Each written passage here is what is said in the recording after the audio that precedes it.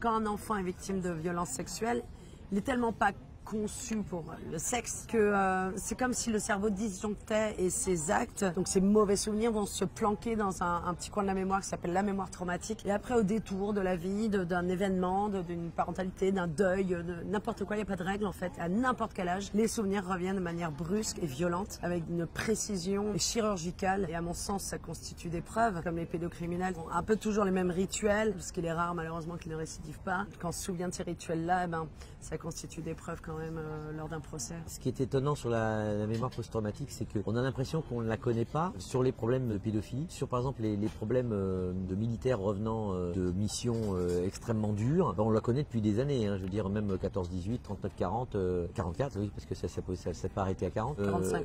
Oui, 45, même c'est moi qui offre. Chez les soldats, on le comprend très très bien. C'est fou de voir à quel point l'amnésie traumatique est encore niée sur la pédophilie, ouais. sur la violence sexuelle, alors qu'on le comprend très très bien sur d'autres cas. C'est encore tabou en fait, on peut utiliser ce terme de tabou. Un enfant sur 5 victimes de violences sexuelles, c'est pas un chiffre qu'on a sorti comme ça, effectivement c'est une enquête du Conseil de l'Europe. Alors c'est violences sexuelles de visuel à viol avec pénétration, sauf que moi je trouve qu'il n'y a pas d'échelle de mesure, de gravité. Exactement de la même forme quand on dit qu'il y a eu 15 morts et 12 blessés. 12 blessés dans votre esprit, c'est quelqu'un qui a un sparadrap sur le nez. Mais non, c'est quelqu'un qui est vraiment blessé, qui peut avoir une jambe arrachée. Et là on fait, ah bon non, ça va, il y a eu qu'un touchement, ça va pas non plus. Il peut s'en remettre. Il peut s'en remettre, mais non, c'est une vraie douleur.